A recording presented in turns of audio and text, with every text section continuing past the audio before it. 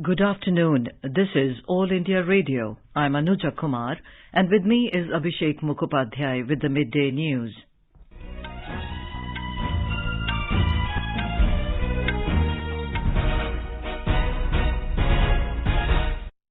The headlines. Prime Minister Narendra Modi launches two innovative customer-centric initiatives of the Reserve Bank of India virtually. Retail Direct Scheme to boost financial inclusion. Prime Minister says one of the biggest touchstones of a democracy is the strength of its grievance redressal system. Integrated Ombudsman Scheme will go a long way in that direction. New guidelines issued by Health Ministry for international arrivals to become effective from today. Over 110 crore 79 lakh COVID-19 vaccine doses administered so far under the nationwide vaccination drive. Bharat Biotech claims 77.8% efficacy for Covaxin against COVID-19 during the Phase 3 trials. Relief and rescue measures continue in rain-hit districts of Tamil Nadu. Public Service Broadcasting Day commemorating Mahatma Gandhi's visit to All India Radio being observed today. The centre has said that 1,500 Indian pilgrims will visit Pakistan this Guru Parab. COP26 Climate Summit in Glasgow to conclude today.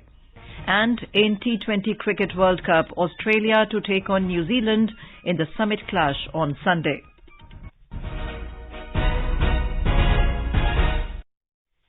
As India created history by administering over 100 crore vaccine doses against COVID-19, All India Radio salutes all the doctors, nurses, other frontline workers and all those who got vaccinated and made this possible.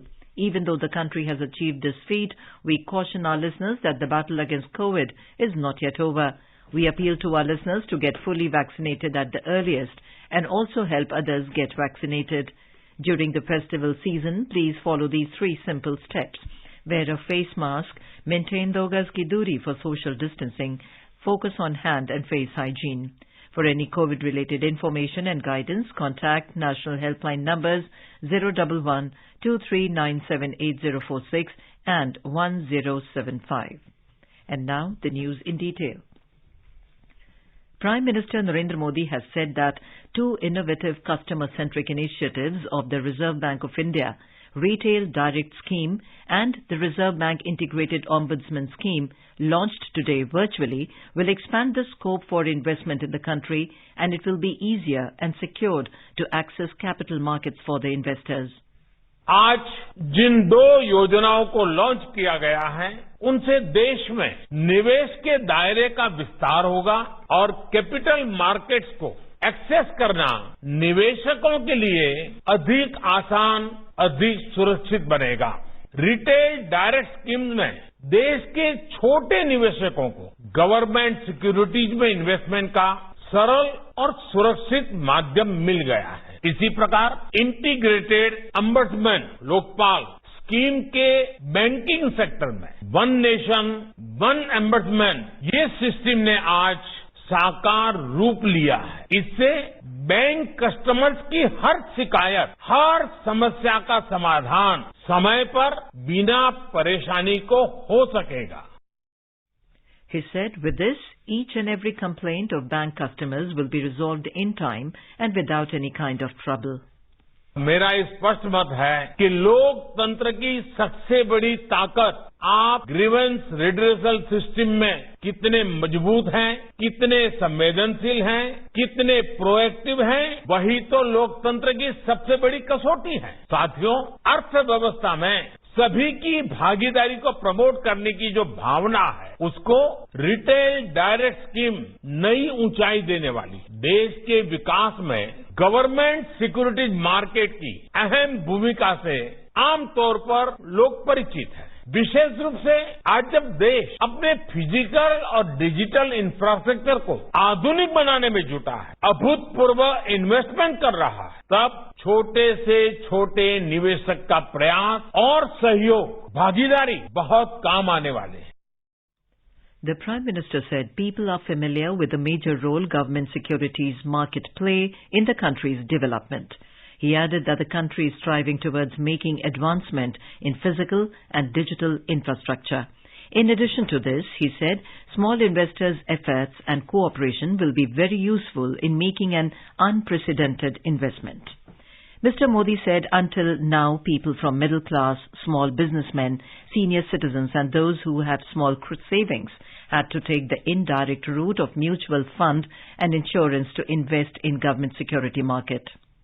Corona के इस चुनौतीपूर्ण कालखंड में देश के वित्त मंत्रालय ने, आरबीआई और अन्य वित्तीय संस्थाओं ने बहुत प्रशंसनीय काम किया है। अमृत महोत्सव का ये कालखंड 21वीं सदी का ये महत्वपूर्ण दशक देश के विकास के लिए बहुत महत्व रखता है।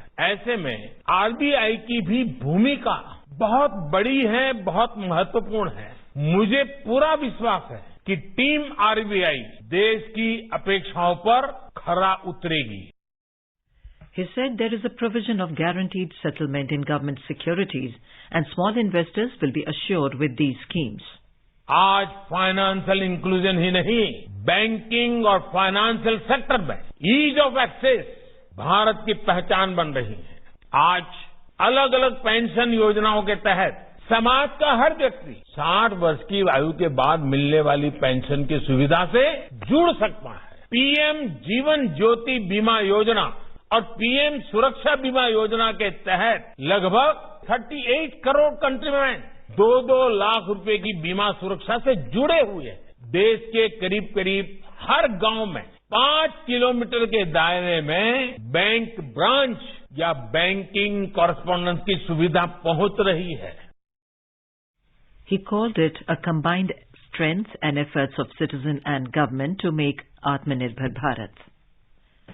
Speaking on the occasion, Finance Minister Nirmala Sitharaman said RBI worked in tandem with the Government of India and Ministry of Finance during the pandemic, because of which many people-centric decisions were taken in time under the guidance of the Prime Minister. She said the economy is reviving with gusto, and as a result of which the Indian economy is appreciative and roaring across the globe. Ms. Sitharaman appreciated the RBI for taking the initiative in launching the two schemes. She said the Banking Ombudsman scheme was launched in the year 1990. Union Health Ministry has issued a new list of guidelines for international arrivals which will become effective from today. According to the new guidelines, all travellers will have to submit self-declaration form on the online Air Suvidha portal www.newdelhiairport.in before the scheduled travel. They should upload a negative COVID-19 RT-PCR report and the test should have been conducted within 72 hours of undertaking the journey. Airlines to allow boarding by only those passengers who have filled in the self-declaration form on the Air Suvidha portal and uploaded the negative RT-PCR test report. At the time of boarding the flight, only asymptomatic travellers will be allowed to board after thermal screening. The guidelines also said that on the basis of reciprocity, travellers from those countries which provide quarantine-free entry to vaccinated Indians allowed certain relaxations on arrival. It also says children under 5 years of age are exempted from both pre- and post-arrival testing. Over 110 crore 79 lakh COVID-19 vaccine doses have been administered in the country so far under the nationwide vaccination drive. More than 53 lakh 81,000 vaccine doses were administered in the last 24 hours. Meanwhile, over 12,000 new COVID-19 cases were reported in the country in the last 24 hours, while more than 13,000 people recovered. 501 people lost their lives during the period.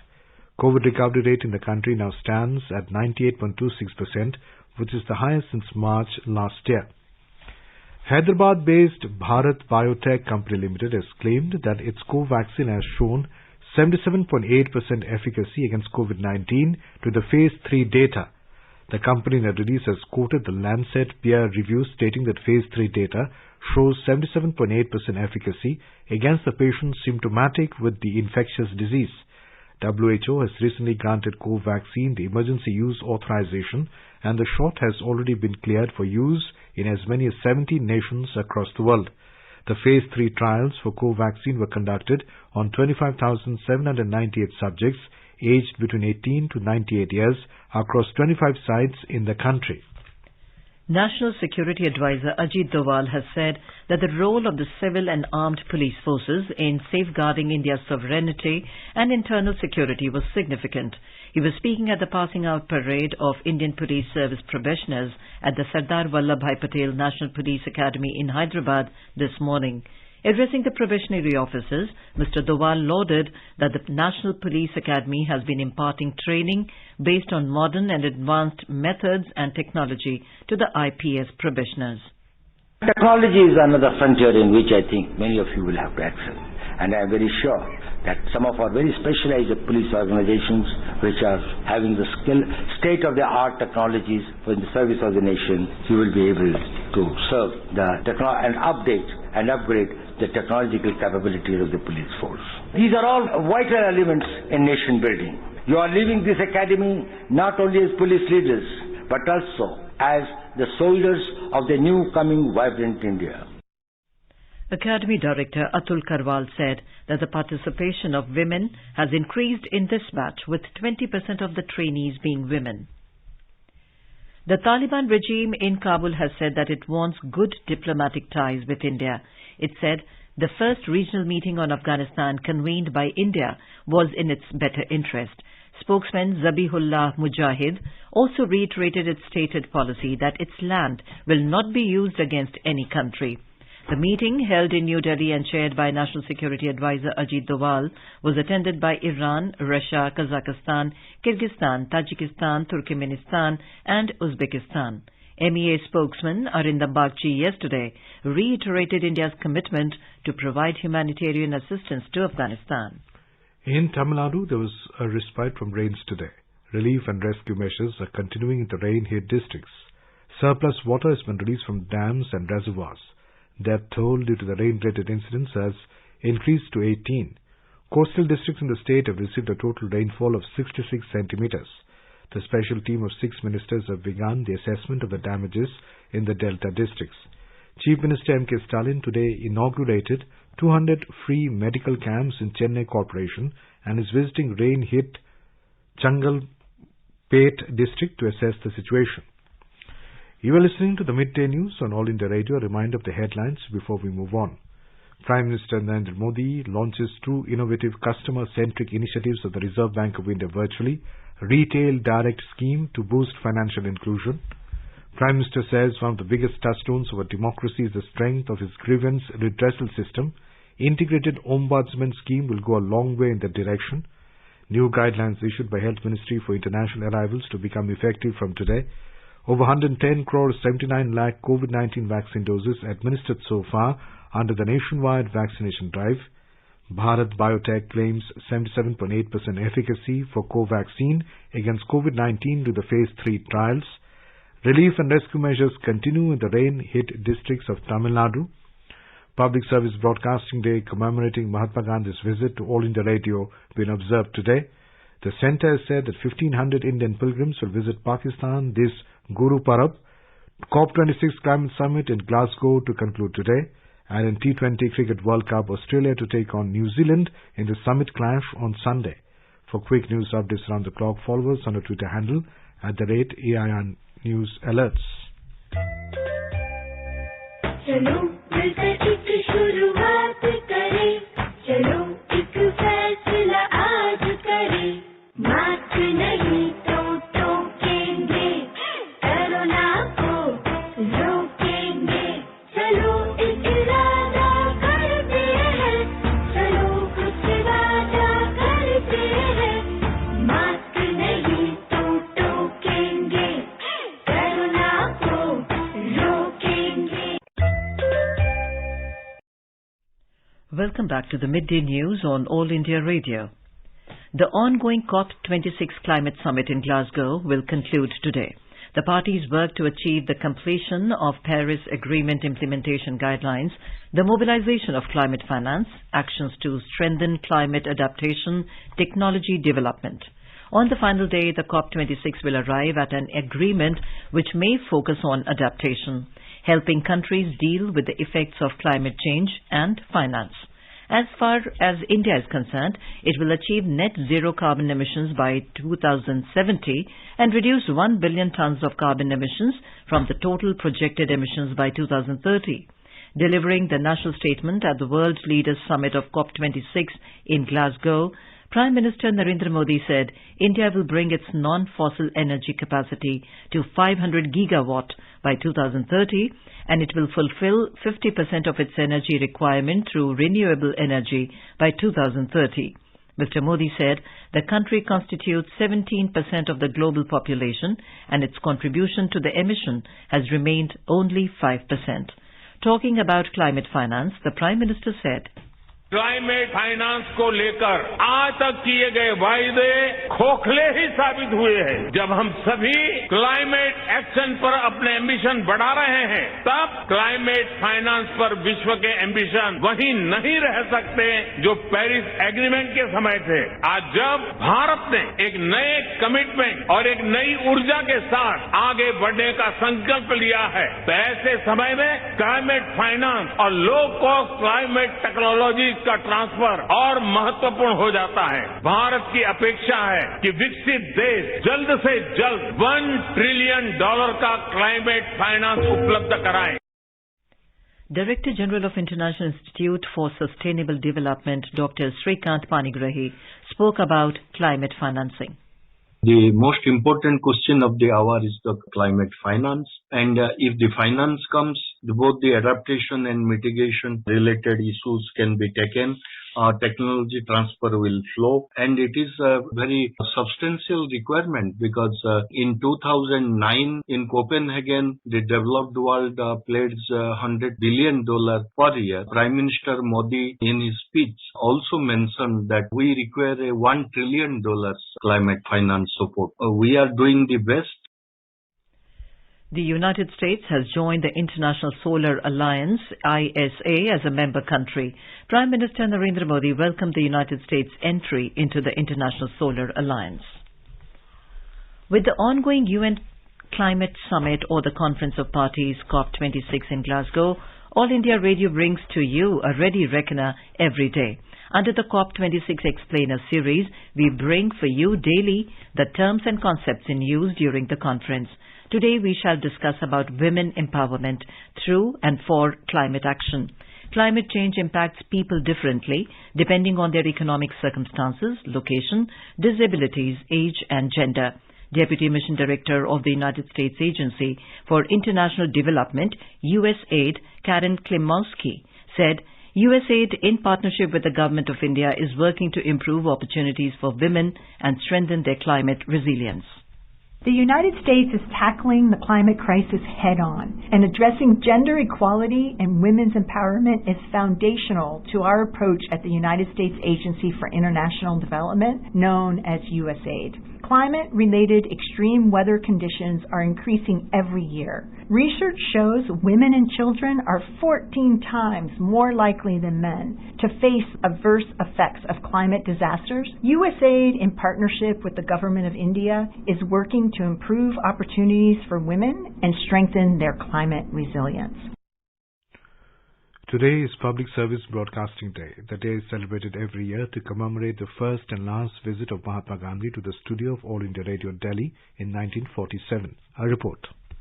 It was Diwali Day 70 years ago when Mahatma Gandhi couldn't visit the refugees of partition stationed at Kurukshetra in Haryana and decided to convey his message through radio instead. This was going to be Gandhiji's first and last live broadcast at All India Radio on November 12, 1947. Gandhiji had reportedly said that he saw the medium of radio as Shakti, the miraculous power of God. Gandhiji began his speech saying, "My brothers and sisters who are suffering, I do not know if only you or some other people are also listening to it." जब मैंने सुना कि आप लोगों में करीब 2.5 lakh refugee पड़े हैं और मैंने सुना कि अभी भी लोग आते ही रहते हैं, तो मुझको बड़ा दुख हुआ, मुझे सोच लगा और मुझको ऐसा ही हुआ कि मैं आपके पास पहुंच जाऊं, लेकिन ये हो नहीं सकता था। तो घनश्याम दास जी ने शायद सूचना की कि अगर मैं रेडियो से बोलूं आपके लिए और आपके सामने तो अच्छा होगा। मैंने कुछ भी हिंदुस्तान की सेवा की है या तो कहो कि जगत की, क्योंकि मेरे पास हिंदुस्तान और जगत कोई अनोखी चीज नहीं है। अगर हिंदुस्तान की सेवा करता हूँ तो उसके मार्फत भी सारे जगत की सेवा करना, ये मेरा जीवन भर का मंत्र है। Broadcasting in India actually began about 13 years before AAR came into existence. In June 1923, the Radio Club of Bombay made the first ever broadcast in the country. This was followed by the setting up of Calcutta Radio Club 5 months later. On June 8, 1936, the Indian State Broadcasting Service became All India Radio. Ravi Kumar with Divakar for AAR News. The centre said that 1,500 Indian pilgrims will visit Pakistan this Guru Parab. External Affairs Ministry spokesman Arindam Bagchi expressed hope that Pakistan will facilitate the visit of around 1,500 Indian pilgrims to the country through the Atari-Wagah transit point in view of Guru Parab. This is All India Radio giving you the news. For quick news updates round the clock, follow us on Twitter at AIR News Alerts. Best wishes to all consumers for Azadi Ka Amrit Mahotsav. Hallmark ensures purity of gold. Always purchase hallmarked gold jewellery. For any consumer-related complaints, please contact National Consumer Helpline's toll-free number 14404. Issued in public interest by Department of Consumer Affairs, Government of India. Jago Grahak Jago. And now let's listen to our special program Azadi Ka Safar, highlighting the importance of the day during the freedom struggle. आजादी का Amrit Mahotsav.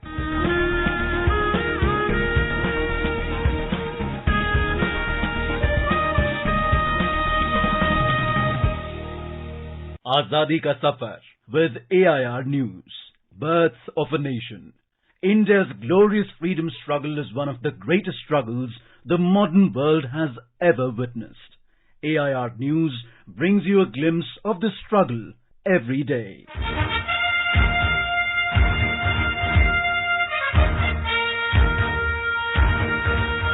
12th of November 1930. First Roundtable Conference started in London. In 1919, the freedom movement was in full swing with its non-cooperation movement spearheaded by Gandhiji. Also, the Government of India Act 1919 could not satisfy the demands of Indians for increased participation of Indians in all branches of governance. There were increasing demands of granting dominion status to India among a certain section of the British polity too. Thus, to inquire into the working of the Government of India Act 1919, Simon Commission was appointed. In response to the inadequacy of the Simon Report, the then British Prime Minister Ramsay MacDonald in 1929 decided to hold a series of roundtable conferences in London. There were 3 such conferences. The first roundtable conference convened from the 12th of November 1930 to the 19th of January 1931. Prior to the conference, Mahatma Gandhi had initiated the civil disobedience movement. Consequently, Congress did not participate in the first conference, but representatives from other Indian parties and a number of princes did.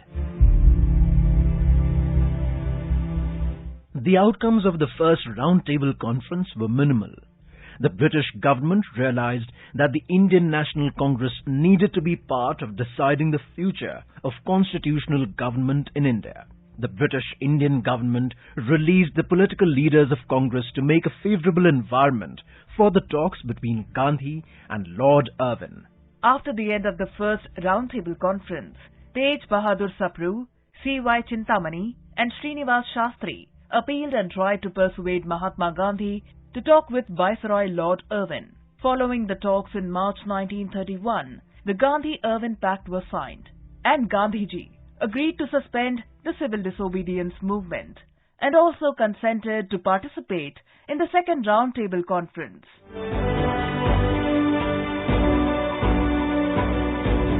12th November is also the death anniversary of Pandit Madan Mohan Malviya, the famed Indian educationist and freedom fighter who is also called Mahamana. Malviya was born on 25th of December 1861 in Allahabad and studied in Calcutta University. He then became a school teacher and later a lawyer and a newspaper editor. He is also the founder of the Hindu Mahasabha. Malviya was an important figure in the non-cooperation movement. In 1928, he joined Lala Lajpat Rai, Jawaharlal Nehru, and many others in protesting against the Simon Commission, which had been set up by the British to consider India's future. Just as the Buy British campaign was sweeping England, he issued on 30th of May 1932 a manifesto urging concentration on the Buy Indian movement in India. Malviya was a delegate at the Second Roundtable Conference in 1931. During the civil disobedience movement, he was arrested on the 25th of April 1932, along with 450 other Congress volunteers in Delhi. Malviya was the only leader of the Indian National Congress who was appointed as its president for 4 terms. Malviya always tried for Hindu-Muslim unity. He gave 2 famous speeches on communal harmony, one in Lahore in 1922 and in Kanpur in 1931. In his presidential address at the INC's Calcutta session in 1933, he said, I implore all Hindus and Mussalmans, Sikhs, Christians and Parsis and all other countrymen to sink all communal differences and to establish political unity among all sections of the people. इस घर को देखकर हम कहते हैं कि इसका रचने वाला कोई चतुर पुरुष था, जिसने रहने वालों के सुख के लिए जो प्रबंध आवश्यक था उसको विचार कर घर रचा। हमने रचने वाले को देखा भी नहीं, तो भी हमको निश्चय होता है कि घर का रचने वाला कोई था। To redeem his resolve to serve the cause of education and social service, he renounced his well-established practice of law in 1911 forever in order to follow the tradition of sannyasa throughout his life. He pursued the avowed commitment to live on society's support. But when 177 freedom fighters were convicted to be hanged in the Chauri Chaura case, he appeared before the court despite his vow and got acquitted 156 freedom fighters. Malviya, who was keenly interested in uplifting the educational standards of the country, was the principal founder in 1916 of the Banaras Hindu University in Varanasi, a premier institution of learning. Malviya's consciousness toward the public led to the launch of his own Hindi language weekly, the Abhyudaya, the leader of Allahabad, an English language daily, and the Hindi monthly, the Maryada. He was conferred with the Bharat Ratna along with former Prime Minister Atal Bihari Vajpayee. That brings us to the end of this episode of Azadi Ka Safar, AIR News ke Sang. See you in the next episode tomorrow.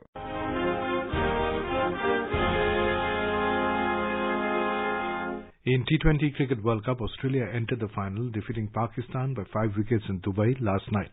Australia chased the target of 177 runs, losing 5 wickets, riding on 40 by Marcus Stoinis and unbeaten 41 by Matthew Wade. Player of the match, Wade finished the game with 3 back-to-back sixes of Shaheen Shah Afridi and finished the game with an over to spare. Australia will now lock horns with New Zealand in the summit clash on Sunday at the Dubai International Stadium. All India Radio will broadcast ball-by-ball commentary of the World Cup. Now let us take a look at the weather update for the day. National capital Delhi is expected to have shallow fog. It recorded a minimum temperature of 13 degrees Celsius, while the maximum will be around 26 degrees. Mumbai has a forecast of a mainly clear sky. It noted a minimum temperature of 21 degrees Celsius, while the maximum is expected to be around 35 degrees. Chennai is likely to have generally cloudy sky with moderate rain. There will be not much change in temperature as it will vary between 22 and 26 degrees Celsius. Kolkata will have partly cloudy sky. And now, before we end the bulletin, the headlines once again. Prime Minister Narendra Modi launches 2 innovative customer-centric initiatives of the Reserve Bank of India virtually, Retail Direct Scheme to boost financial inclusion. Prime Minister says one of the biggest touchstones of a democracy is the strength of its grievance redressal system. Integrated Ombudsman scheme will go a long way in that direction. New guidelines issued by Health Ministry for international arrivals to become effective from today. Over 110 crore 79 lakh COVID-19 vaccine doses administered so far under the nationwide vaccination drive. Bharat Biotech claims 77.8% efficacy for Covaxin against COVID-19 during the Phase 3 trials. Relief and rescue measures continue in rain-hit districts of Tamil Nadu. Public Service Broadcasting Day commemorating Mahatma Gandhi's visit to All India Radio being observed today. The centre has said that 1,500 Indian pilgrims will visit Pakistan this Guru Parab, and COP26 Climate Summit in Glasgow to conclude today. And with that we end the Midday News.